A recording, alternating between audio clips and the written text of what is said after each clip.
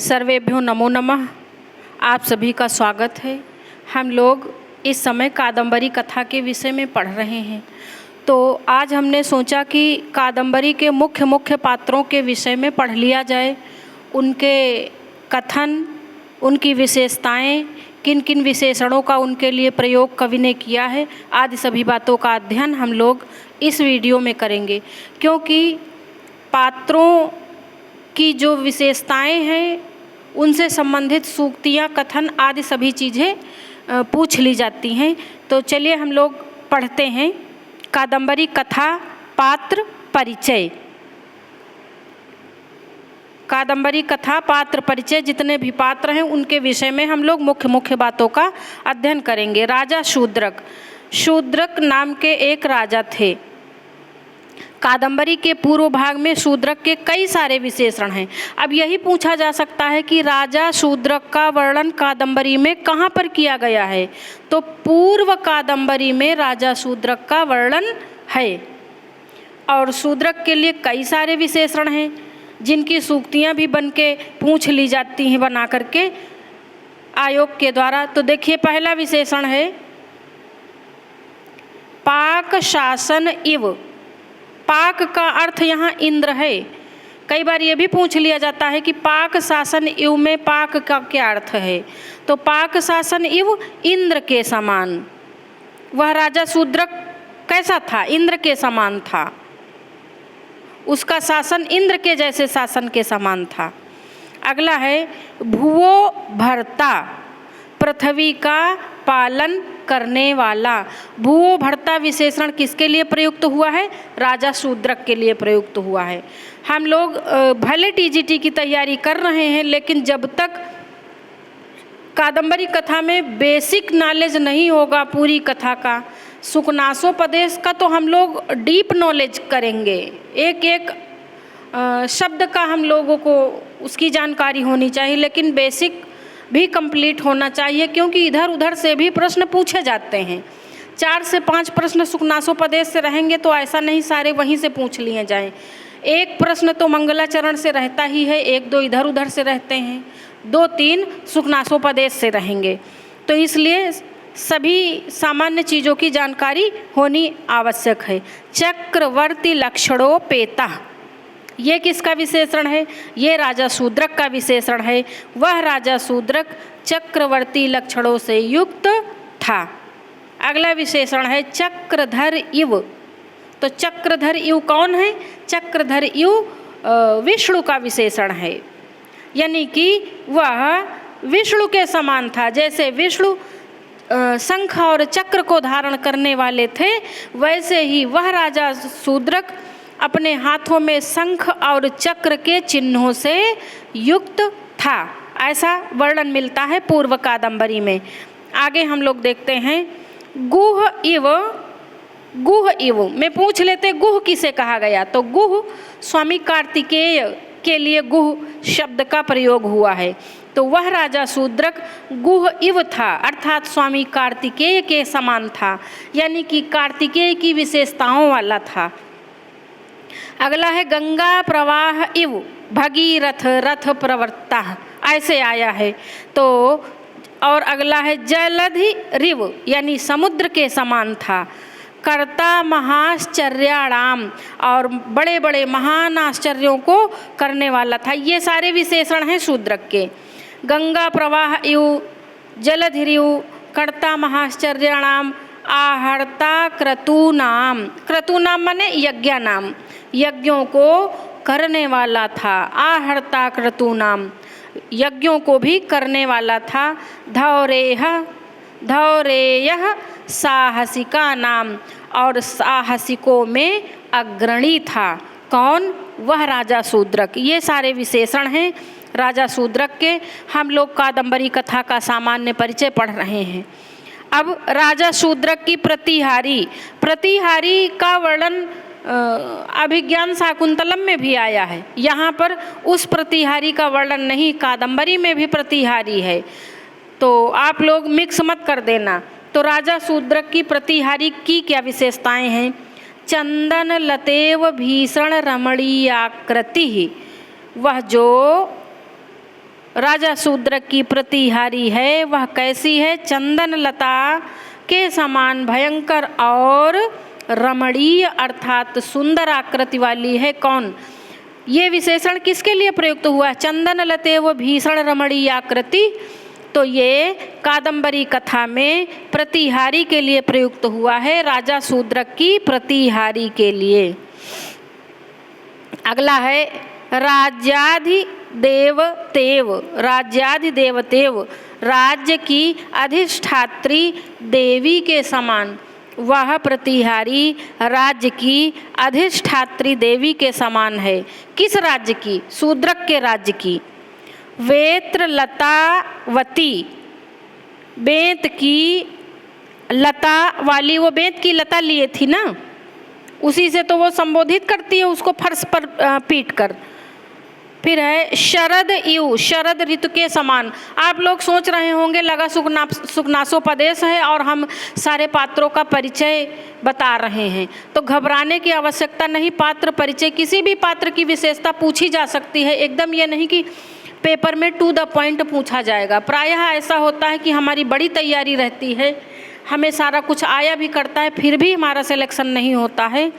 तो उसकी वजह यही है कि हम थोड़ा बहुत इधर उधर का भी नहीं पढ़ पाते हैं। अगर हम सामान्य जानकारी पूरे ग्रंथ की रखें और विशेष जानकारी उस जगह की रखें जो हमारे सिलेबस में हो, तो सिलेक्शन आसानी से मिल जाता है। चलते हैं हम लोग पेज नंबर 2 में, चांडाल कन्या। अब हम लोग चांडाल कन्या का वर्णन आया है, उसकी कुछ विशेषताएं देखेंगे। दक्षिणा पथात आगता, वह चांडाल कन्या किधर से आई थी? दक्षिणा पथ से आई थी, दक्षिण दिशा से आई थी। वह चांडाल कन्या दक्षिण दिशा से आई हुई है। कौन बताया? प्रतिहारी ने बताया। किससे? राजा शूद्रक की सभा में बताया कि वह चांडाल कन्या दक्षिण पथ से आई है। भाई प्रतिहारी से पहले चांडाल कन्या मिलती है, तो प्रतिहारी राजा से आदेश लेती है, आज्ञा लेती है कि उसे बुलाया जाए सभा में। अब कैसी है? कुपित सतमख हुंकार निपातिता, ये किसका विशेषण है? चांडाल कन्या का है। ऐसी राज्यश्री की भांति जो क्रोधित इंद्र के द्वारा नीचे गिराई गई हुई है। कुपित यानी क्रोधित, सतमख यानी इंद्र, हुंकार यानी कि उनके बड़े ही क्रोध के कारण, निपातिता गिराई गई, लक्ष्मी के समान चांडाल कन्या। अगला है को दोषः प्रवेश्यताम, ये बड़ा ही इम्पॉर्टेंट सेंटेंस है, ये बहुत पूछा जाता है, वेरी वेरी इम्पॉर्टेंट प्रश्न है। को दोषः प्रवेश्यताम, संस्कृत की सभी परीक्षाओं के लिए यह कोटेशन इम्पॉर्टेंट है। शूद्रक प्रतिहारी से कहता है क्या दोष है? प्रवेश कराओ। अब हम लोग देखते हैं सबर सेनापति। सबर सेनापति की क्या विशेषताएं हैं? मातंग सबर सेनापति भयंकर आकृति वाला है। अब शिकारी है तो भयंकर आकृति का तो होगा ही, क्या कोई भोला भाला होगा? क्योंकि ये लोग बड़े संवेदनहीन होते हैं, जीवों की हत्या करते हैं, तो आकृति तो भयंकर होनी स्वाभाविक ही है। वह शालमली वृक्ष के नीचे आकर बैठ जाता है। ऐसा पूछा जा सकता है कि जो मातंग सबर सेनापति है वह किस वृक्ष के नीचे बैठता? शालमली वृक्ष के नीचे। कादंबरी कथा में किस वृक्ष का वर्णन है? तो शालमली वृक्ष का वर्णन है, तमाल वृक्ष का वर्णन है, और जाबाल्य आश्रम का वर्णन है, अगस्त्य आश्रम का वर्णन है। इन सभी बातों को आप लोग याद करके चलें, क्योंकि पूछ लिया जाता है कि किसका वर्णन कहाँ पर है, किस रचना में है, ऐसा भी कई बार पूछा गया है। दूसरा युवक पास के सरोवर से, यहाँ पर ये गलत छप गया। दूसरा युवक पास के सरोवर से कमल नालों को लेकर आता है, यानी उसको खाने के लिए कमल नाल दूसरा युवक लेकर आता है पास के ही तालाब से। एकलव्यम्यु जन्मांतरागतम, एकलव्यम्यु जन्मांतर आगतम, यानी कि वह जो सेनापति है वह एकलव्य के समान लग रहा था। ऐसा लग रहा था कि दूसरे जन्म में एकलव्य उत्पन्न हो गए हों। आप सोच रहे होंगे कि आकृति तो रमणीय है और इसकी तुलना एकलव्य से क्यों की गई? क्योंकि वो शिकारी था तो धनुष बाण भी लिए था ना, तो जो वो बाण मारता था तो उसका शिकार खाली नहीं जाता था, उसका लक्ष्य खाली नहीं जाता था, जिसे मारता था तीर वहाँ लगता ही था। और एकलव्य भी बहुत बड़े धनुर्धर थे, इसीलिए शायद समानता की गई है। यद्यपि ये बात मुझे भी नहीं अच्छी लगी कि एकलव्य से तुलना बाणभट्ट जी ने उस सबर सेनापति की है। शुक शावक विनिपात वर्णन। शुक शावक जो है, जो उससे सालमली वृक्ष से नीचे गिराया जाता है, उसका वर्णन है। किरात दल में से एक बूढ़ा किरात सालमली वृक्ष के घोंसलों में से एक एक तोतों के बच्चों को निकालकर धरती पर फेंकने लगता है। तो पूरी इनकी टीम आती है और सालमली वृक्ष पर, जो कि बहुत बड़ा पेड़ है, वहाँ पर बहुत सारे तोतों के घोंसले हैं पक्षियों के, और वो सब निकाल कर नीचे डालने लगता है और बाद में उठा के लेके चला जाता है। किम्यू ही दुष्कर्म अकरुणा नाम, ये बड़ी इम्पॉर्टेंट सूक्त है, ये भी बहुत इम्पॉर्टेंट है, बहुत पूछी जाती है। निर्दय लोगों के लिए क्या दुष्कर है? वह बूढ़ा किरात वैशंपायन के पिता को मार डालता है और नीचे फेंक देता है। और वैशंपायन अपने पिता के पंखों में छिपा था, इसलिए वो बच जाता है, नीचे आकर भी पत्तों पर गिरता है और तमाल के वृक्ष की जड़ में छिप जाता है नीचे गिरकर। वैशंपायन की दशा का वर्णन, ये भी बहुत इम्पॉर्टेंट है। शिशु वैशंपायन स्वयं को तमाल के वृक्ष के प्रकोष्ठ में छिपा लेता। क्यों छिपा लेता? क्योंकि जब वो ऊपर से नीचे फेंका है सब छोटे छोटे बच्चों को, तो अभी नीचे आकर वो सबको इकट्ठा करेगा और लेकर चल देगा। और ये जीवित था, इसलिए ये तमाल वृक्ष के जड़ में छिप गया ताकि इसे शिकारी पाए नहीं। अति निकृष्ट अवस्था स्वपि जीवित निरपेक्षा न भवति खलु जगति प्राणी नाम वृत्तया, ये भी बड़ी इम्पॉर्टेंट सूक्ति है, बहुत बार पूछी जाती है। और ये तो DSSB net JRF assistant professor आदि सभी में पूछी जाती है, TGT के साथ साथ। तो इसका अर्थ है संसार में अत्यंत कष्टपूर्ण दशाओं में भी प्राणियों की वृत्तियां जीवन से उदासीन नहीं होती। ये कौन कह रहा? ये वही शुक कह रहा, तोता सोच रहा है ऐसा। ये ऊपर वाली जो पंक्ति है, इसके ऊपर जो पंक्ति थी, यह भी, ये किम्यू ही दुष्कर्म अकरुणा नाम, यह भी, और ये अति कष्ट अवस्था स्वपि, यह वाली भी पंक्ति शुक की कही हुई है। शुक ऐसा इसलिए सोचता है क्योंकि वो बिल्कुल मरने वाला है और बचने का कोई भी उपाय नहीं है, कोई सहारा नहीं है, फिर भी वो अपने प्राणों को बचाने की पूरी कोशिश करता, उसके पंख भी नहीं निकले हैं, इसलिए वो सोचता है कि चाहे जो हो जाए व्यक्ति जीवन के प्रति उदासीन नहीं होता है। ये है। अच्छा, ये कहानी सुना रहा है तोता राजा शूद्रक को। नास्ति जीविताद अन्यद अभिमत तरम इहि जगति सर्व जंतु नाम। नास्ति जीविताद अन्यद अभिमत तरम इहि जगत सर्व जंतु नाम। इस संसार में समस्त जीवन को अपने जीवन, समस्त जीवों, यहाँ पर जीवों होगा, समस्त जीवों को अपने जीवन से अधिक प्यारा और कुछ भी नहीं। यह भी वैशंपायन शुक कह रहा है। ये भी बड़ी इम्पॉर्टेंट सूक्ति है। जितनी भी सूक्तियाँ वैशंपायन की कही हुई हैं बड़ी इम्पॉर्टेंट हैं। अगला ये भी, अति कृपणाः खल्वमी प्राणाः।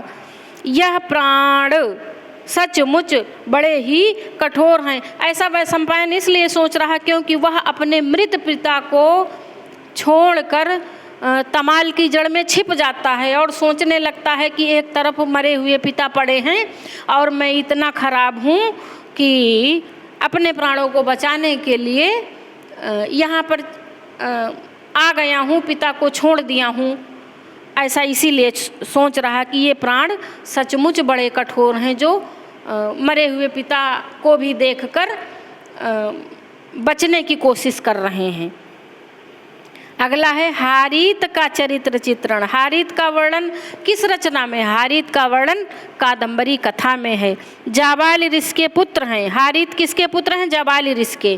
पंपा सरोवर के पास रहते थे। ये जो जाबाली ऋषि हैं अपने पुत्र के साथ पंपा सरोवर में रहते थे। पंपा सरोवर का वर्णन किस रचना में है? कादंबरी कथा में है। हारीत सरोवर में स्नान करने के लिए जाते हैं, वहीं पर सुख व सम्पायन मिलते हैं। प्रायेण अकारण मित्राण अति करुणाद्राण च सदा खलु भवन्ति। ये शुक सोच रहा है जाबाल के पुत्र हारीत के विषय में। सज्जनों के हृदय प्रायः सभी प्राणियों के लिए सर्वदा निस्वार्थ भाव से मैत्री का व्यवहार करने वाले तथा करुणा से अत्यंत कोमल होते हैं। ऐसा इसलिए शुक कह रहा है क्योंकि जब ये हारीत को मिलते हैं रास्ते में, तो हारीत अपने शिष्यों के द्वारा इसको पत्ते पर उठवा कर ले जाते हैं, पानी वानी पिलाते हैं, फिर अपने आश्रम ले जाते हैं, इसलिए तोता ऐसा बोलता है। चलते हैं हम लोग पेज नंबर 4 में। जाबाल के आश्रम का बड़ा ही विशद वर्णन किया गया है। बस इतना जाने कि जाबाल आश्रम का वर्णन कादंबरी कथा में है। अगस्त्य आश्रम का वर्णन कादंबरी कथा में है। जाबाली और अगस्त्य का है। अच्छा, अगस्त्य आश्रम का वर्णन, अगस्त्य की चर्चा वहाँ भी है, उत्तर रामचरितम में भी है, ये भी याद लगाए रहना। अगस्त्य ऋषि की पत्नी लोपामुद्रा थी क्या? हाँ ठीक, अगस्त्य ऋषि की पत्नी लोपामुद्रा थी। उत्तर रामचरितम में भी इसका उल्लेख है। मैंने बताया ना कि ये अगस्त्य आश्रम और अगस्त्य ऋषि का वर्णन है उत्तर रामचरितम में। अगस्त्य ऋषि का आश्रम विंध्याटवी में दंडक वन के बीच स्थित है। उनके पुत्र का नाम दृढ़दस्यु था। अगस्त्य, महर्षि अगस्त्य के पुत्र का क्या नाम था? दृढ़दस्यु। और जाबाल के पुत्र का क्या नाम था? हारीत। दृढ़दस्यु का नाम अगस्त्य ने इंधमवाह रखा था। इंधमवाह अर्थात हवन की लकड़ियाँ ढोने वाला। ऐसा था कि आश्रमों में यज्ञ हुआ ही करते थे, तो ये जो दृढ़दस्यु थे ये हवन की लकड़ियाँ बहुत लाया करते थे, इसलिए इनका नाम इंधमवाह रखा गया था। आश्रम के पास गोदावरी नदी बहती थी। गोदावरी नदी की तुलना विधवा स्त्री से की गई है। गोदावरी नदी की तुलना उत्तर रामचरितम में विधवा स्त्री से नहीं की गई है कि वहाँ ऑप्शन में रहे लगा दो। कादंबरी कथा में विधवा स्त्री से तुलना की गई है। आगे चलते हैं। पंपा सरोवर का वर्णन। पंपा सरोवर ऐसा सरोवर है जिसका वर्णन कादंबरी में किया गया है। सरोवर में नील कमल और श्वेत कमल खिले हुए रहते थे। यह सरोवर अगस्त्य ऋषि के आश्रम से थोड़ी ही दूर पर था, इसीलिए तो वो लोग वहाँ पर स्नान आदि करने जाते थे। सालमली वृक्ष का वर्णन। पंपा सरोवर के पश्चिमी तट पर सालमली वृक्ष था। वृक्ष पर घोंसलों में कई पक्षी रहते थे। ऐसा पूछा जा सकता है कि सालमली वृक्ष किस रचना में सालमली वृक्ष का वर्णन है, या सालमली वृक्ष कादंबरी कथा में कहाँ पर था, पंपा सरोवर के किस तट पर स्थापित था, किस तट पर यह वृक्ष था, ऐसा पूछा जा सकता है। इसलिए हमने इन सभी पॉइंट को लिख लिया है। अब सबर सैन्य वर्णन। सबर सैन्य जो कि शिकार करने आता वो कैसा है? एकीभूतम इव काल रात्रिणाम मानव काल रात्रियों का मानो होगा। एकीभूतम इव काल रात्रिणाम, मानो काल रात्रियों का इकट्ठा हुआ प्रहर समूह था। ऐसा लग रहा था कि तमाम सारी काली काली रात्रियां इकट्ठा हो गई हों कुछ समय के लिए। तो आज का वीडियो कैसा लगा प्लीज़ हमें अवश्य बताएं। और आप लोग कमेंट भी किया करें और लाइक अवश्य किया करें। लाइक करने से वीडियो अन्य लोगों को भी देखने में सहज हो जाती है। अगला है राजा शूद्रक द्वारा मातंग कुमारी वर्णन। राजा शूद्रक मातंग कुमारी का वर्णन करते हैं, यानी कि आइए देखते हैं क्या है मातंग कुमारी। वही चांडाल कन्या। दूराद आलोकय, दूराद आलोकय, दूर से ही देखो। यह प्रतिहारी चांडाल कन्या से कहती, जब प्रतिहारी चांडाल कन्या को राजा शूद्रक के पास लेकर आती है तो कहती है दूराद आलोकय, दूर से ही देखो। भगवतो हरेरिव अनुकुर्वतीम, विष्णु जी का अनुकरण कर रही थी वह मातंग कुमारी। भगवतो हरेर इवानुकुर्वतीम, हरेर इवानुकुर्वतीम। फिर अगला है आकपिल गोरोचना रचित तिलक। ये उसी मातंग कुमारी के ही विशेषण है। वह चांडाल कन्या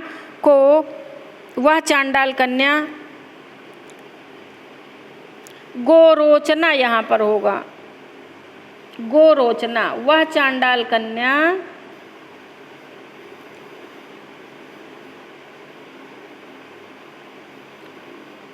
गोरोचना, यहाँ पर गोरोचना समझ लेंगे, ठीक। हाँ,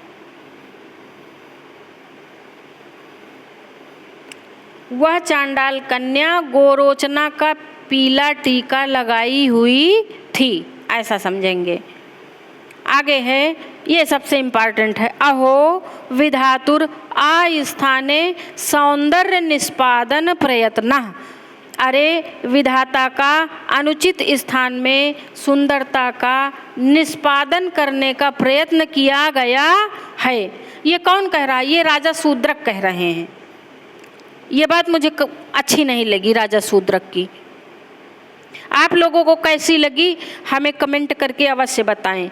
असुर श्री रिव, असुरों की लक्ष्मी के समान, यह सभी बातें राजा शूद्रक मन में सोचते हैं चांडाल कन्या के प्रति कि वो असुर की लक्ष्मी के समान है और विधाता ने गलत जगह सौंदर्य का निष्पादन कर दिया। तो ये सारी बातें उनकी मन में सोच रहे हैं। सर्वथा धिग विधातारम असदृश संयोग कारिणम, ये भी राजा शूद्रक सोच रहे हैं, कह रहे हैं। अनुचित जगह पर स्थापित कर, अनुचित जगह पर, यहाँ पर सौंदर्य होगा, अनुचित जगह पर सौंदर्य स्थापित करने वाले विधाता को सर्वथा धिक्कार है। ऐसा कौन कह रहा? शूद्रक कह रहे हैं।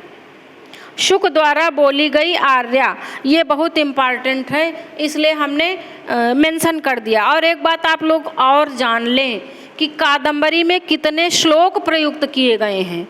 तो आरंभ में 20 हैं और एक शुक बोलता है और 8 श्लोक बाणभट्ट के पुत्र भी मंगलाचरण के रूप में जितनी कादंबरी वो लिखते हैं उसमें 8 श्लोक लिखते हैं और एक श्लोक शायद महाश्वेता बोलती हैं।